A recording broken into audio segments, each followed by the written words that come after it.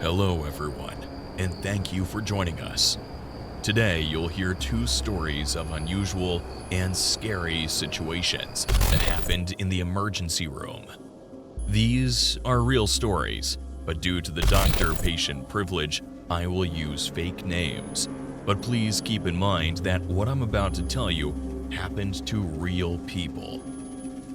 I'm at the beginning of my journey with this channel, and your support is really appreciated. Please subscribe to my channel and like this video if you enjoyed the stories. Your comments with any suggestions are also welcome. Let's start. I was working as a nurse in the ER for a few years when I witnessed what I'm about to tell you. During my time in the ER, I saw thousands of crazy things, but this one stayed with me. I struggled to get rid of the memory for months after it happened, but somehow it kept coming back. I never considered myself a weak person, and I thought I managed to get a grip of my demanding job. It was a rainy evening, and I was on shift at the emergency room of the hospital I was working at. The air was humid, and there were quite a few car collisions in the area due to the weather. The sweet smell of blood was still lingering. I just finished doing the observations on this sweet old lady who broke her hip falling down the stairs and was waiting to go into surgery when I heard a commotion. It was a male voice speaking in a high tone. I went towards the reception desk to see what was going on, and I saw a paramedic speaking with the nurse who was in charge of admitting new patients. The paramedic saw me coming and stopped to glance at me. He had a look on his face that made me shiver, a mixture of panic and horror. I'm used to seeing these guys unfazed because, just like us, well, they've seen it all. He was saying, "Worst I have seen," and kept repeating it. The admission nurse asked me to accompany the paramedic to the ambulance and bring in the patient. I thought that was strange because they normally do that themselves without our assistance. I followed him outside and got into the back of the ambulance that was parked outside the main entrance. Before my eyes could adjust to the difference in light, I was hit by an unbearable stench. It was a horrible smell, and this is coming from someone who doesn't come to work to smell the roses. Whilst I looked around the ambulance trying to identify what I presumed would be a 2-week-old corpse, I saw her. She was a silhouette crouched on a stretcher.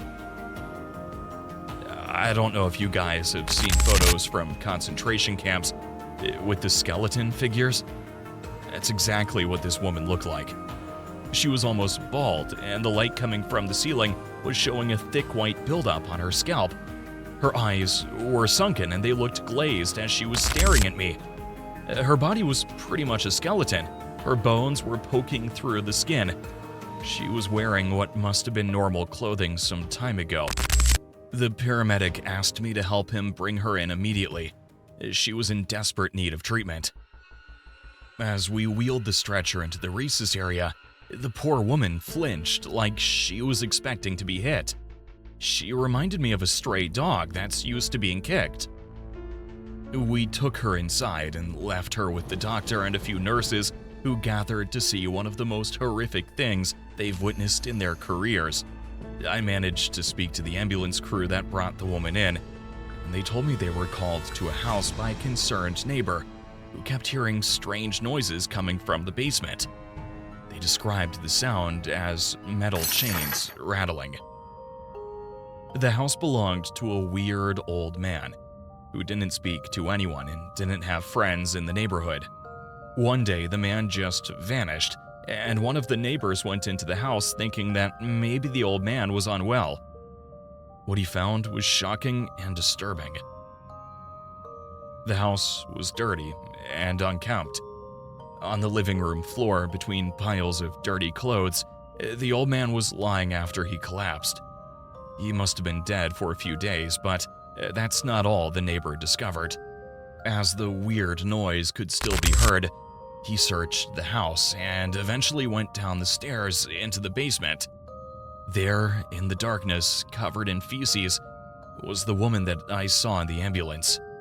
The neighbor panicked and called for an ambulance, and the paramedics rushed her to the hospital. The doctors were all saying it was the worst case they'd seen. No one could imagine that a human being could end up looking like that. There were a million questions to be answered. Who was she? Why was she in the basement of the house? What was the relationship between her and the old man who died? Was he the one who was keeping her prisoner, or was he a victim just like her, and there was some monster out there who was responsible for the state she was in, and also the death of the old man? Unfortunately, I never got to find out what happened. The woman was transferred to another hospital that same evening because she required specialist treatment. She didn't speak while she was there. I don't know if it's because she couldn't, or maybe she was too afraid. I found myself thinking of her many times, trying to make sense of what I saw. Deep down, I hope she recovered and she got to live a normal life, because what I saw that day was an image from hell. Thank you for watching the first story, and I hope you have a strong stomach for the next one. All my life, I wanted to be a nurse. I managed to survive the mockery I endured from my friends. Apparently, male nurses aren't that masculine. You can't see me rolling my eyes, but I have yet to meet a patient who's in need of urgent medical assistance and turns it down because it's coming from a man. The story you're about to hear stayed with me throughout my career. Sometimes, I think it was something that I heard from a colleague, because my brain refuses to process the information and accept what I saw was real. On that day, I was working in the triage section of the hospital. I was basically deciding who was about to die and who needed a couple of plasters and a pat on the back. This guy walks in with a grimace on his face. He was tall, skinny, shabby clothing, long dreadlocks. They were getting past shoulder length. I was trying to guess if the grimace on his face was a permanent feature or if he just wasn't happy to see me. Male nurse, right? As he came closer, I noticed a putrid smell. I'm normally used to bad smells, but this was even stronger than my usual have not showered in 3 weeks and came to the hospital to test your senses kind of experience. I asked the man what it was that brought him to the hospital. Apart from his legs, obviously. He looks at me and says, "The dreadlocks, man, they're killing me." In my years of working as a nurse, I've seen all sorts of injuries caused by all sorts of weapons. Knives, machetes, guns, gardening tools. I even saw a man with a screwdriver sticking out of his eye socket. Never have I heard or seen someone's life being threatened by braids. Whilst I was taken by surprise, I was also curious to hear the rest of the story. I took the man in one of the cubicles in the triage area, and as he sat down in front of me, I had to take a step back, because I almost got knocked over by the stench. I carefully lifted the dreadlocks to see where the assassin smell was coming from, and I couldn't believe what I was seeing. The man's hair was rotting. He must have had the dreadlocks for a long period of time and didn't wash or clean them.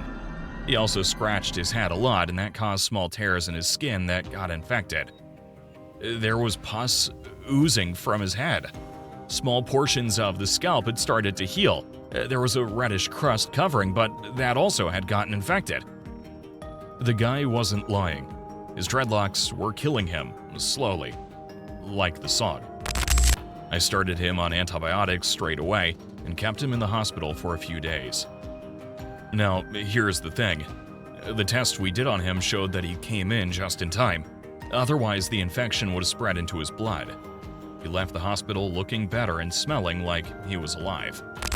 What do you think of these stories? Drop a comment and let me know. Your feedback is appreciated.